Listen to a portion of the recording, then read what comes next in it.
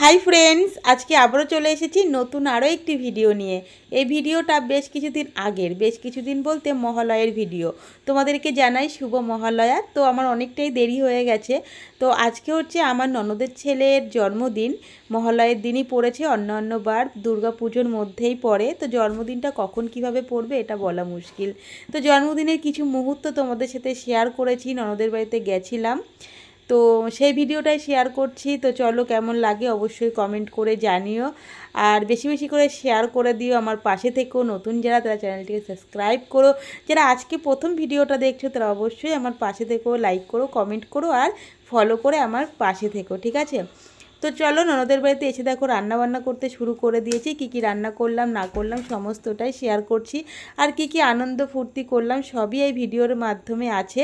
ভিডিওটিকে স্কিপ করো না, তাহলে কিন্তু দেখতেই পাবে না। প্রথমত আমি রান্না বসিয়ে দিয়েছি এসেই, ওটা হচ্ছে টমেটোমের চাটনি হচ্ছে, আর এই পাশে বসিয়ে দিয়েছি হচ্ছে গিয়ে জন্মদিন বলে কথা, পায়েস হবে না সেটা তো হতে পারে না, সেজন্য পায়েসটা আমি ওখানে বসিয়ে দিয়েছি। তো দুটো উনুন একবারে জ্বালিয়েছি, আর দুই দিকে আমি ঝটাপট রান্নাটা সেরে নিচ্ছি। আমি আমার ননদের বাড়িতে চলে এসেছিলাম হচ্ছে গিয়ে 9টার সময়, সকাল 9টার সময় ননদের বাড়িতে চলে গেছিলাম। যাওয়ার পর আমি ড্রেসপত্র চেঞ্জ করে রান্না বান্না করতে লেগে পড়েছিলাম, যেহেতু দুপুরবেলায় ননদের ছেলেকে গুছিয়ে গাছিয়ে খেতে দিতে হবে, সেই কারণে। পুরো রান্নাটা আমাকে দিয়েই করিয়েছিল, কারণ হচ্ছে ওর একটা মাত্রই মামা আর আমি তার একটা মাত্র মামি। তো দিদিভাইয়ের বা মাইমার ইচ্ছে ছিল মামা বা মামি জন্মদিনের দিন কিছু করলে সেটা নাকি ভাগনা বা ভাগ্নির ক্ষেত্রে অনেক ভালো হয়।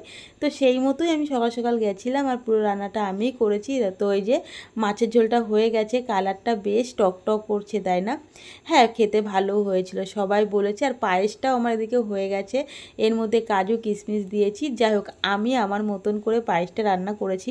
ভেবেছিলাম হয়তো ভালো হবে না খেতে, কিন্তু না, খুব ভালো হয়েছিল। তারপরে দেখো মাংস রান্না করার জন্য মাংসর আলুটা বসিয়ে দিয়েছি, দিয়ে বেশ সুন্দর করে লাল লাল করে মাংসটা ভেজে নিচ্ছি। আর চলো তোমাদেরকে বলি, আর এখানে দেখো হচ্ছে গিয়ে মাংসটা ভালো করে ম্যারিনেট করে রেখেছিলাম। মানে আমি মাছ মাংস তো আগে থেকেই আনা ছিল ফ্রিজে। তো দিদিভাই আমাকে সমস্ত কিছু বের করে দিয়ে একটু বাজারে দরকার ছিল, বাজার করতে গেছিলো। আমি মিক্সিতে মশলা টশলা করে নিয়ে ম্যারিনেট করে রেখেছিলাম, তারপরে ওই রান্নাগুলো করলাম। এখন লাস্টে মাংস বসিয়েছি। তো ওরকে 5 রকম ভাজা, আমি যখন আমার ননদের বাড়িতে গেছি যাওয়ার পরে দেখছিলাম যে মাইমা হচ্ছে গিয়ে ডাল রান্না করলো, আর হচ্ছে গিয়ে 5 রকম ভাজাটা উনি করেছে।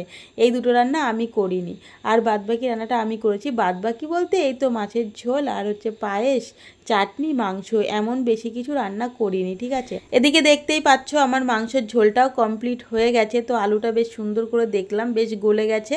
আর এই যে মাংসের মধ্যে যেন প্রচণ্ড পরিমাণে মশলা হয়ে গেছিলো, ভেবেছিলাম একটু মশলা কম দেব, কিন্তু বুঝতে পারিনি, কারণ এর ভিতরে ধনে দিতে বলেছিল দিদিভাই। ধনেটা পেস্ট করার পরে এত পরিমাণে বেশি হয়ে গেছে কি আর বলবো। তো সব মশলাগুলো দিয়েই রান্না করেছি। আর এই দেখো রান্না বান্নার শেষে আমি সমস্ত কিছু জোগাড় টোগাড় করে গুছিয়ে টুছিয়ে পুরোটা আমিই করেছি। তো ওকে আমি খেতে দিয়েছি, কারণ হচ্ছে গিয়ে সমস্তটা আমার হাতেই হবে বলছিল দিদিভাই, সেই কারণে আমি করেছি। তবে আমি মাইমাকে একটা কথাই বললাম যে মাইমা, সমস্তটা যখন আমার হাতেই হবে তখন 5 রকম ভাজা আর ডালটা তুমি কেন করলে? তো এটাও আমার জন্য রেখে দিতে পারতে। তো মাইমা বলছে যাক এইটুখানি আমি তোকে এগিয়ে দিলাম।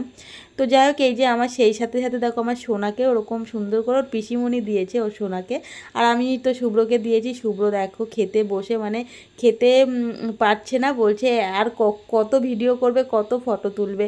এখন তো এটাই সিস্টেম, খাবার সামনে দিয়ে ফটো তোলা আর ভিডিও করা, কি বলো, তাই না? ও বেশ চুপচাপ বসেছিল। আর এদিকে দেখো খাবার দেওয়ার সাথে সাথে পার্সেল এসে গেছে আমাদের। দিদিভাই আমাদের বাড়িতে বসেই এই ব্যাগ দুটোকে অর্ডার করেছিল। আমি বলেছিলাম হ্যাঁ, মানে দুটোই ব্যাগ ছিল, দিদিভাই একটা অর্ডার করছিল, আমি বললাম আর একটা অর্ডার করে দাও, আমার জন্যও করে দাও দুটো অর্ডার। তো যাই হোক দুটো অর্ডার করে দিয়েছে। তোমাদের কেমন লেগেছে? ফ্লিপকার্ট থেকেই নেওয়া হয়েছে। তো অবশ্যই কমেন্ট করে জানিও। আমার কিন্তু ব্যাগটা খুবই সুন্দর লেগেছে, আর কালারটাও কিন্তু খুব সুন্দর। যাই হোক দুর্গাপুজোতে নিয়ে মানে ঘুরতে বেরোলে অবশ্যই ব্যাগটা নিয়েই বেরোবো, আর ভিডিও করব, দেখতেই পাবে। আর দেখো দুপুরবেলা খাওয়া দাওয়া সেরেই আমরা বসে পড়েছি হচ্ছে গিয়ে ঘরটাকে বেশ সুন্দর করে সাজানোর জন্য, বেলুন টেলুন দিয়ে সুন্দর করে সাজিয়ে টাজিয়ে নেওয়ার পরে এই যে সন্ধ্যাবেলায় এখন প্রায় 7:30 8টা মতো বাজতে যায়। তো কেক ঠেক কাটার অনুষ্ঠান হবে, সেই জন্য সমস্ত কিছু গুছিয়ে নিয়েছে। তো এত সুন্দর করে গুছিয়েছে ওর হচ্ছে বৌদি আর হচ্ছে গিয়ে ওর বড়দি ভাই দুজনে মিলেই গুছিয়েছে। তো এই দেখো ছেলেপিলেরা সবাই এসে গেছে। জন্মদিন মানেই বাচ্চারা থাকবে না সেটা তো হতে পারে না। আর আমি দেখো একটু একটু করে ভিডিও করে তোমাদেরকে দেখাচ্ছি সবাইকে। এখানে মোটামুটি সবাই উপস্থিত আছে। তো চলো কেক কাটা অনুষ্ঠানটা হবে। এখানে কিন্তু নাচানাচি করতে একদম বাদ যায়নি। এখানে প্রত্যেকেই নাচানাচি করেছে। তবে হ্যাঁ, আমার মানে আনন্দ করতে করতে কোথাও যেন একটা দুঃখ ভেসে আসছে, মানে দুঃখ লাগছে। কারণ আমার সত্যি কথা বলতে যখন আনন্দ করবো বা কোনো একটা ভালো মুহূর্ত হয়, সেই সময়টা যদি আমার বরমশাই আমার পাশে থাকে তাহলে তো আমার বেশি আরও মজা হয়। ও ছিল না, থেকে থেকে ওর কথাটা মনে পড়ছে। মানে আজকে বলে নয়, যেখানেই যায় না কেন ও যদি কাছে থাকে বা পাশে থাকে তাহলে আনন্দটা বেশ সুন্দরভাবে জমিয়ে করি। আর যখন ও পাশে থাকে না, আমার ওর কথাটাই বেশি মনে পড়ে যে এত আনন্দের মধ্যে একা একা আনন্দ করছি, ও যদি একটু থাকতো। তো যাই হোক, বরমশাই এসেছিলো রাত্রি 10:30টার সময় এসেছিলো। সব অনুষ্ঠান হয়ে যাওয়ার পরে এখানে কেক কাটা হয়ে গেছে। তারপরে দেখো সবাইকে পাতায় পাতায় করে একটুখানি পায়েস, তারপরে কেক আর লজেন্স দেওয়া হচ্ছে, আর সাথে আছে বিরিয়ানির প্যাকেট। চলো পুরোটাই তোমরা দেখতে পাবে। আর এখানে দেখো এই যে নাচানাচি শুরু হয়ে গেছে। এরা হচ্ছে ওর বৌদি হয়, তো মানে আমার ননদের বৌমা। আর আমার ননদ ওই যে মাইমার সাথে কি কথাবার্তা বলছে। আর এই যে সাদা চুড়িদার পরা, এটা হচ্ছে ওর কাকিমণি, মানে আমার ননদের যা। আর এই যে বাচ্চা মেয়েটা, ও যে এত সুন্দর নাচতে পারে আর ওর যে এত এনার্জি।